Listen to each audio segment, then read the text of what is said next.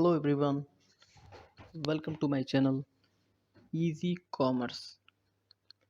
दोस्तों, आज हम बात करने वाले हैं इंट्रोडक्शन टू अकाउंटिंग। जो भी अकाउंटिंग पढ़ रहे हैं, चाहे वो 9th में हो, 10th में हो, चाहे वो ग्रेजुएशन कर रहे हो या पोस्ट ग्रेजुएशन कर रहे हो, अगर आपने कभी भी अकाउंटिंग की बेसिस नहीं पढ़ी है तो मैं आपके सामने ये वीडियो लेकर आया हूँ। और इस वीडियो में हम बात करेंगे अकाउंटिंग के बेसिक के बारे में, इंट्रोडक्शन ऑफ अकाउंटिंग। अकाउंटिंग की शुरुआत कहाँ हुई थी, कब हुई थी, कैसे हुई थी, इन सब के बारे में हम डिस्कशन करेंगे। आप हमें इंस्टाग्राम पे भी फॉलो कर सकते हैं, आप हमारे फेसबुक पेज से भी जुड़ सकते हैं। और जो भी मैं आपको बताने वाला हूँ उस टॉपिक के बारे में या उससे रिलेटेड कोई भी इशू है, आप मुझे इंस्टाग्राम पे डीएम कर सकते हैं, कमेंट बॉक्स में लिख कर बता सकते हैं। और मैं चाहूँगा कि आप हमें जो भी प्लेटफॉर्म है, अगर आप हमें सब्सक्राइब करते हैं हमारे चैनल को तो बहुत अच्छी बात है। आप हमारे फेसबुक पेज को लाइक करते हैं, बहुत अच्छी बात है। आप हमें इंस्टाग्राम पे भी जुड़ सकते हैं नए अपडेट के लिए। और इस टॉपिक के माध्यम से मैं आप लोगों से जुड़ना चाहता हूँ। इंट्रोडक्शन इंट्रोडक्शन तो हम कर ही रहे हैं, लेकिन मैं चाहता हूँ कि हम इसके बारे में ज़्यादा से ज़्यादा डीपली समझें। इसीलिए ये टॉपिक थोड़ा सा बड़ा हो सकता है। और मैं चाहूँगा कि आप अंत तक ज़रूर देखें, क्योंकि अगर आप लास्ट तक देखेंगे तो आपको बहुत चीज़ें क्लियरफाई होंगी जो आपको कभी डाउट हुआ करती थी। मैं इन सब के बारे में डिस्कशन करूँगा। तो चलिए वीडियो को शुरू करते हैं।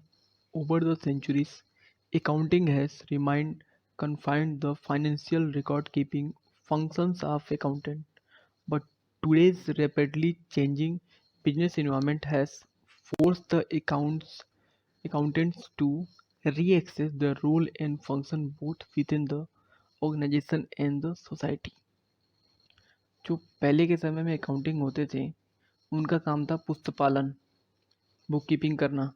लेकिन टाइम के साथ धीरे धीरे चीज़ें चेंज हुई और उनके रोल और रिस्पॉन्सिबिलिटी में भी बदलाव हो गया। उनको अकाउंटिंग और ऑर्गेनाइजेशन को देखना ही है, लेकिन जो सोसाइटी की नीड है उसको भी पूरा करना है। अकाउंटिंग अकाउंटिंग तो आसान है, लेकिन एक अकाउंटेंट के लिए सब कुछ मैनेज करना, आपको अकाउंटिंग टर्म्स भी फॉलो करना है और साथ में ऑर्गेनाइजेशन के गोल पूरा करना है और उसके साथ में सोसाइटी को भी देखना है। The role of an accountant has now shifted from that of a mere recorder of transactions to that of the member providing relevant information to the decision making term। अब कहने का मतलब ये है कि जो अकाउंटेंट होता था उसको पुस्तक भी करना है और साथ में जो मैनेजमेंट है उसको रिपोर्ट भी करना है। जो भी फाइनेंशियल रिपोर्ट होती है वो एक अकाउंटेंट की रिस्पॉन्सिबिलिटी होती है कि आपको मैनेजमेंट को एक्यूरेट इन्फॉर्मेशन प्रोवाइड करना है। और आपके नीचे जो है उनको भी आपको एक्यूरेट इन्फॉर्मेशन प्रोवाइड करना है। तो बोथ साइड से एज अकाउंटेंट रिस्पॉन्सिबिलिटी पहले से बहुत बढ़ गई है। Broadly speaking, accounting today is much more than just bookkeeping and the preparation of financial report। यहाँ पे कहने का मतलब ये है कि जो अकाउंटेंट है उसका पुस्तपालन काम नहीं है, मैनेजमेंट को रिपोर्ट करना उसका सबसे ज़रूरी काम है। क्योंकि मैनेजमेंट डिसीजन लेता है, तो मैनेजमेंट को अगर आप कुछ प्रोवाइड कर रहे हो, कुछ इन्फॉर्मेशन प्रोवाइड कर रहे हो, तो वो एक्यूरेट होना चाहिए। वो आपसे ये नहीं पूछेंगे कि इसमें क्या है क्या नहीं है, वो आपके ऊपर जिम्मेदारी छोड़ दी है, आपको ये देखना है। एज ए अकाउंटेंट रिस्पॉन्सिबिलिटी पहले से बहुत बढ़ गई। ये बात मैं फिर से कह रहा हूँ, क्योंकि एज ए अकाउंटिंग की नॉलेज होना और साथ में अकाउंटिंग का काम करना, ये दोनों अलग नहीं है, दोनों एक दूसरे से जुड़ा है। Accountants are now capable of working in exciting new growth areas such as forensic accounting, solving crimes such as computer hacking and the theft of large amount of money on the internet, e-commerce, designing web based payment system, financial planning, environmental accounting, etc. अब role and responsibility बढ़ने से accounting की क्षमता भी बढ़ गई। Accounting के पास नई स्किल आ गई, तो वो क्राइम को कम करने में, जैसे आजकल ऑनलाइन पेमेंट सब हो रहे हैं, बैंकिंग रिलेटेड जितने भी इशू हैं, तो अकाउंटेंट के पास इतनी नॉलेज आ गई है कि अब वो उन सारी जो चोरियाँ होती हैं, जो बैंकिंग फ्रॉड होते हैं, जो कस्टमर के साथ फ्रॉड होता है, वो उनको कैप्चर करते हैं और साथ में रिसॉल्व करते हैं। और डेली बेसिस काम में एक तरह से इतने सारे फ्रॉड हो रहे हैं कि अकाउंटेंट की जिम्मेदारी हो गई है कि वो इस चीज़ को रोके।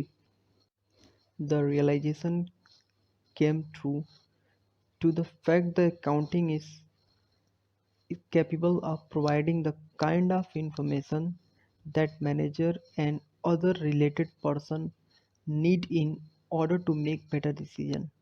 अब अकाउंटिंग के द्वारा प्रोवाइड किए हुए इंफॉर्मेशन पे जो मैनेजर होते हैं, जो उनसे रिलेटेड मैनेजर्स होते हैं, या जो भी कंपनी के बॉस होते हैं, वो उस पे डिसीजन ले सकते हैं और अकाउंटेंट के प्रोवाइड किए गए डाटा के ऊपर वो डिसीजन लेते हैं। तो एक तरह से मान के चलिए कि अकाउंटेंट जो होता है वो डायरेक्ट कंपनी से जुड़ा हुआ है, ऑर्गेनाइजेशन से जुड़ा हुआ है। और ऊपर के हिसाब से देखा जाए तो ऊपर भी इंफॉर्मेशन देता है, और नीचे के हिसाब से देखा जाए तो नीचे से भी सारा इंफॉर्मेशन कलेक्ट करके ऊपर देता है। तो अकाउंटेंट के पास जो स्किल है वो पहले से काफ़ी स्मार्ट हो गई है, और डेली बेसिस पे जो काम होता है अकाउंटिंग का, वो पहले से बहुत हसल फ्री हो गया है। These aspects of accounting actually assume so much importance that it was how been rise to the level of an information system. As an information system, it collects data and communicates economics information about the organization to a wide variety of users whose decisions and actions are related to its performance। यहाँ पर मैं एक बात clarify करना चाहूँगा। जो accountant होता है वो इकोनॉमिक इवेंट को ही इंक्लूड करता है अपने डाटा में। आपको मैं आगे जाकर मैं बताऊँगा कि जो अकाउंटेंट होता है वो नॉन इकोनॉमिक डाटा को अपने एंट्री सिस्टम में, ना तो इंफॉर्मेशन सिस्टम में वो इंक्लूड नहीं करता है। अगर करता है तो कुछ कंडीशन में। लेकिन अभी आपको ये जानना है कि जो अकाउंटेंट होता है उसकी इन्फॉर्मेशन कितनी इम्पोर्टेंट होती है। तो जहाँ तक अकाउंटेंट का सवाल है, तो उसका जो इन्फॉर्मेशन होता है वो कितना वैल्यूएबल है, आप इस बात से अंदाज़ा लगा सकते हैं कि उस इन्फॉर्मेशन पे डिसीजन लिए जाते हैं, और उसी से रॉन्ग एंड राइट और जो प्रॉफिट एंड लॉस होता है वो भी डिपेंड होता है, क्योंकि आपके द्वारा प्रोवाइड किया गया जो भी इंफॉर्मेशन है वो एक्यूरेट है। ये जो अकाउंटिंग चैप्टर है, ये किन चीज़ों को नोटिस करता है, किन बिंदुओं को लेकर आगे बढ़ता है, मैं आपको शॉर्ट फॉर्म में बता देता हूँ। वो डील करता है सबसे पहले नेचर से, नीड से, स्कोप से। अकाउंटिंग के बारे में ये सब चीज़ें आगे आपको जानने को मिलेगी। अगर हम डेफिनेशन की बात करें, अगर हम मीनिंग ऑफ अकाउंटिंग की बात करें, तो हमें वो परिभाषाएं लेनी पड़ेंगी जो पहले से राइटर ने लिखी है। इन 1941 the American institute of certified public accountants AICPA had defined accounting as the art of recording। जो AICPA है वो ये कहता है कि जो अकाउंटिंग का रोल है वो बुक कीपिंग का होता है, classifying and summarizing in a significant manner and in terms of money. जो जितने भी पैसे से रिलेटेड, जितने भी मनी से रिलेटेड जितने भी इवेंट्स होते हैं उन सब का मैनेजमेंट करना अकाउंटिंग का रोल है और उसकी रिस्पॉन्सिबिलिटी है। Transaction and event which are in part at least of financial character and interpreting the results thereof. अब यहाँ पे ये कहने का मतलब है कि अकाउंटेंट जो होता है उसका काम होता है रिकॉर्डिंग का, क्लासिफाइंग का, समराइजिंग का और मनी रिलेटेड जितने भी ट्रांजेक्शन होते हैं और इवेंट्स होते हैं उनके रिकॉर्ड को रखने का। लेकिन आगे जाकर जो एग्जाम्पल कहता है उसको भी ध्यान दीजिए, क्योंकि टाइम के साथ जो भी राइटर आए हैं उन्होंने अपनी अपनी बात कही है। तो हम किसी भी राइटर की बात को अपनी लैंग्वेज में समझ सकते हैं कि उस टाइम जो रिक्वायरमेंट थी वो उसको फुलफ़िल कर रहा था, और आगे चल के वो जो उनकी परिभाषाएँ हैं वो किस बेस पे कही गई थी, क्योंकि मान के चलिए कि उस टाइम के कंडीशन के हिसाब से उन्होंने बातें कही थी, और जो आज का समय चल रहा है उसके हिसाब से देखा जाए तो वो कितना परसेंट इम्प्लीमेंट करता है हमारे इन्वायरमेंटल से, हमारे इकोनॉमिक से, हमारे अकाउंटिंग टर्म से वो कितना परसेंट रिलेट करता है। लेकिन ये जो डेफिनेशन होती है ये एक्यूरेट होती है। With greater economic development resulting the changing role of accounting, its scope become broader in 1966. The American Accounting Association AAA defined accounting as the process of identifying, measuring, and communicating economic information to permit informed judgments and decision by users of information। यहाँ पे मैं एक चीज़ को notice में आपके देना चाहूँगा कि ये जो अकाउंटिंग का टोटल चैप्टर होता है ये इकोनॉमिक टर्म को ही फॉलो करता है, नॉन इकोनॉमिक टर्म को फॉलो नहीं करता है। तो कभी भी आप अकाउंटिंग के बारे में पढ़ रहे हैं और आप उसके बारे में जानते हैं तो कभी भी इस चीज़ से मिजरेबल मत होइए, कभी भी इससे दो तरह की बातें मत दिमाग में लाइए कि अकाउंटिंग जो होता है वो अदर टर्म को फॉलो करता है। अकाउंटिंग जो होता है टोटल इकोनॉमिक टर्म को फॉलो करता है, जिसमें पैसे रुपए की बात हो, वो फीलिंग, इमोशन, इन सब को कभी भी काउंट नहीं करता है। वहाँ पे टोटल जो फैक्ट्स होते हैं वो इकोनॉमिकली की काउंट किए जाते हैं। क्योंकि ये जो लाइन है लास्ट वाली, आप इसको अगर सही से समझिए तो यहाँ पे ये लिखा गया है to permit informed judgements and decision by user of information. जो जजमेंट होता है वो इकोनॉमिकल टर्म पे लिया जाता है, ना कि किसी के व्यवहार पे और ना कि किसी के प्रभाव में। हमने अकाउंटेंट के रोल को पढ़ा, हम अकाउंटिंग टर्म को पढ़ भी रहे हैं। अब हम आगे ये जानते हैं कि अकाउंटिंग जो होता है उसका क्या रोल आता है। आपने तो अकाउंटेंट का रोल देखा कि वो बुक कीपिंग करता है, इंफॉर्मेशन प्रोवाइड करता है, कम्युनिकेट करता है, इकोनॉमिक इवेंट करता है। लेकिन जो अकाउंटिंग होता है वो क्या करता है, आगे की लाइन को मैं पढ़ के सुना रहा हूँ और आप इसको ज़रा समझिए। इन 1917 the accounting principles board of AICPA also emphasized that the function of accounting is to provide quantitative information। यहाँ पे साफ शब्दों में ये कहा गया है कि वो इंफॉर्मेशन क्वांटिटेटिव होता है, वो मूल्यांकन हो जो गणना किया जा सके। Primarily function in nature about economic, मैंने क्या कहा था पहले आपको कि इकोनॉमिक एंटिटीज को ही काउंट करता है, वो नॉन इकोनॉमिक इवेंट को बिल्कुल नहीं करता है। This is intended to be useful in making economic decision. और जो भी इंफॉर्मेशन प्रोवाइड किया जाता है उसके बिहाफ पे ही डिसीजन लिया जाता है।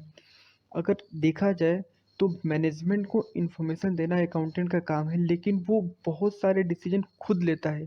क्योंकि आपको इन्फॉर्मेशन अगर प्रोवाइड करना है किसी को तो सबसे पहले आप ये डिसीजन लोगे कि ये इन्फॉर्मेशन सही है कि नहीं है। तो जो भी अकाउंटिंग इन्फॉर्मेशन होती है वो अकाउंटेंट स्वतः जांच करता है और आगे जाके प्रोसेस करता है।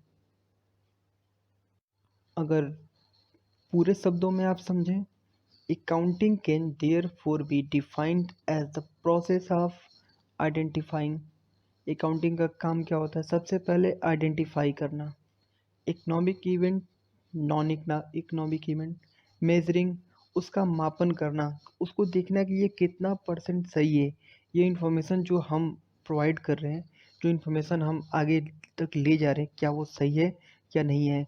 जो भी वो रिकॉर्ड रखता है वो डुअल एंट्री सिस्टम में भी हो सकता है और अकाउंटिंग टर्म्स में कंपलसरी है, होना चाहिए।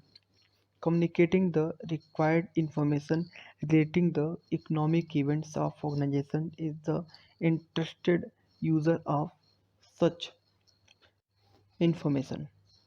तो अकाउंटिंग का काम ही यही होता है, आइडेंटिफाइंग, मेजरिंग, रिकॉर्डिंग, कम्युनिकेटिंग और जो भी इकोनॉमिक इवेंट है उसे आगे तक प्रोसीड करना। आगे देखते हैं इंट्रोडक्शन ऑफ अकाउंटिंग। अभी तक तो हमने अकाउंटिंग के बारे में जाना, लेकिन अब इसके इंट्रोडक्शन देखते हैं कि इसमें और भी क्या चीज़ें समाहित होती हैं। इन्फॉर्मेशन, सबसे जो मेन फैक्ट है अकाउंटिंग का वो आपको ये समझना है कि जो इन्फॉर्मेशन आप प्रोवाइड कर रहे हो वो इन्फॉर्मेशन कितने हद तक सही है, क्योंकि अकाउंटिंग टर्म जो है वो total based on your personal skill, आपके स्किल पर ही डिपेंड करता है कि जो आप इन्फॉर्मेशन दोगे क्या वो सही है क्या गलत है। तो अकाउंटिंग का जो रोल है और जो अकाउंटेंट का रोल है वो आसान आसान तभी होता है जब अकाउंटेंट के पास अच्छी अकाउंटिंग की नॉलेज हो। अगर हम क्रमबद्ध तरीके से सीखें तो in order to appreciate the expect nature of accounting, जो अकाउंटिंग का नेचर जो स्वभाव होता है वो होता है क्या है, we must understand the following relevant aspects of definition. हमें चार बिंदुओं से हमें ये समझना है कि जो अकाउंटिंग के नेचर होते हैं, जो उसकी प्रवृत्ति होती है वो क्या होती है। इकोनॉमिक इवेंट, सबसे पहले इकोनॉमिक इवेंट को फॉलो करना। आइडेंटिफिकेशन, उनकी पहचान करना, उनका मापन मेजरमेंट करना, रिकॉर्डिंग इन, उनको रिकॉर्ड में रखना और संचार करना। अगला होता है ऑर्गेनाइजेशन, जो हमारी संस्था होती है उसको प्रोवाइड करना। इंटरेस्टेड यूज़र ऑफ इंफॉर्मेशन, और एक चीज़ और कि उस इंफॉर्मेशन को कौन सा यूज़र मांग रहा है।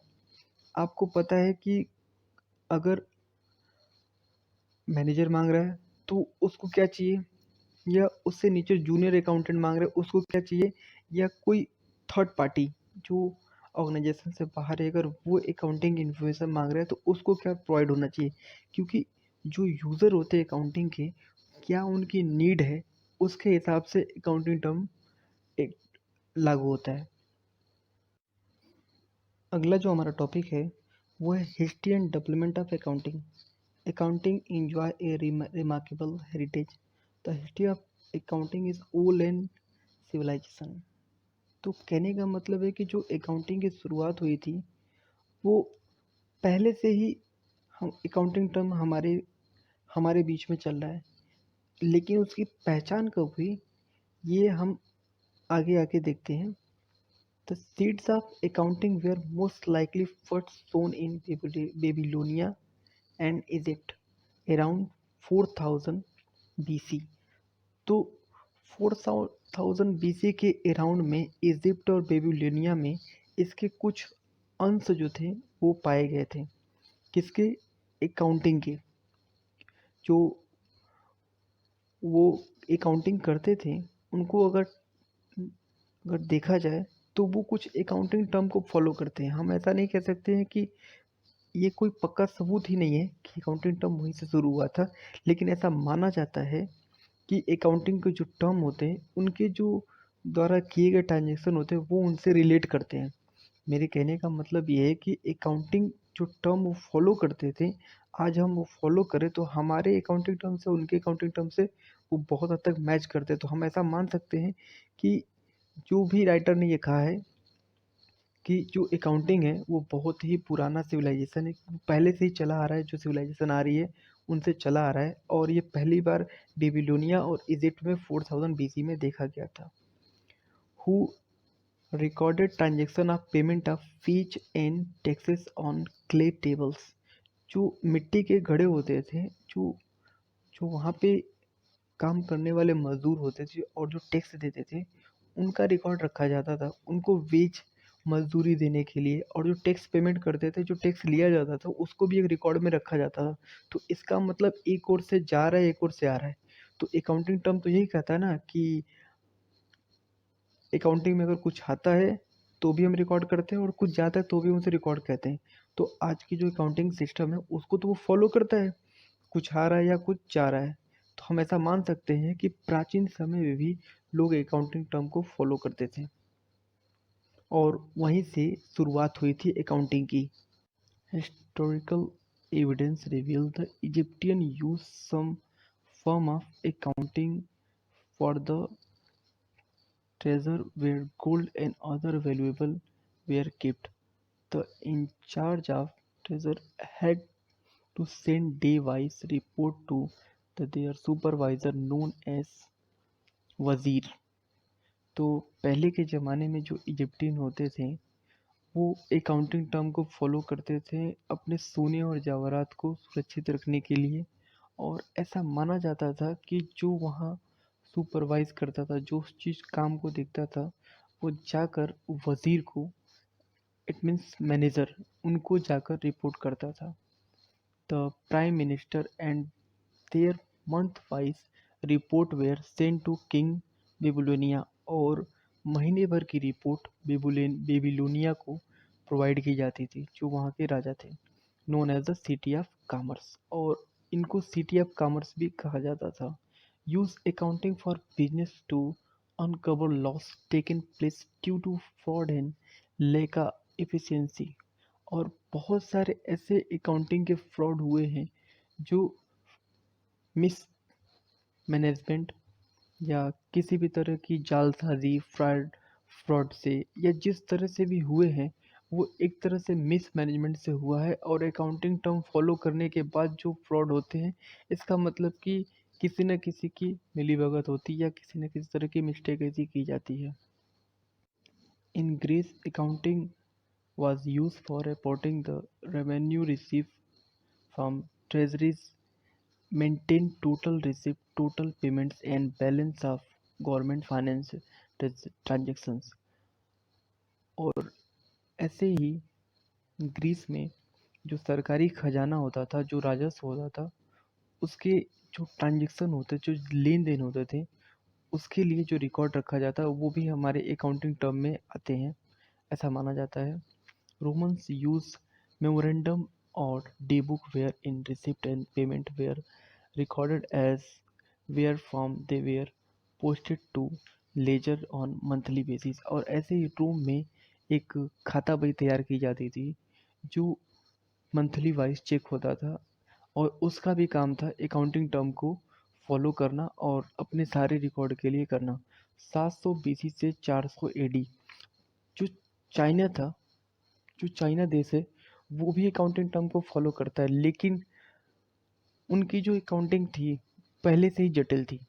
China used the sophisticated form of government accounting as the early as 2000 BC. और जो चाइना का जो अकाउंटिंग टर्म यूज करने का तरीका था, जो वहाँ के सरकारी तंत्र का, वो बहुत ही जटिल था। अकाउंटिंग प्रैक्टिस इन इंडिया, और अगर देखा जाए तो भारत में भी अकाउंटिंग प्रैक्टिस हुआ था। हमारे यहाँ भी अकाउंटिंग की शुरुआत हो चुकी थी बहुत पहले से, जैसे कि अदर कंट्रियों में अकाउंटिंग की शुरुआत हुई थी और उनकी पहचान आगे जाकर हुई, वैसे ही भारत में भी अकाउंटिंग की पहचान बहुत पहले से हो गई थी। और उसकी पहचान करने वाला कौन था, चलिए देखते हैं। Accounting practice in India could be traced back to a period when 23 centuries ago, Kautilya, a minister of Chandragupta kingdom, wrote a book named Arthashastra, which also described how accounting record had to be maintained। तो जो राजा थे चंद्रगुप्त, उनके राज्य में कौटिल्य, जो उनके मंत्री थे, उन्होंने एक बुक लिखी थी, किताब लिखी थी, जिसका नाम था अर्थशास्त्र। और उसमें भी कुछ अकाउंटिंग के लेन देन के बारे में बताया गया था। तो हम ऐसा मान सकते हैं कि हमारे यहाँ भी अकाउंटिंग की शुरुआत पहले से ही हो गई थी।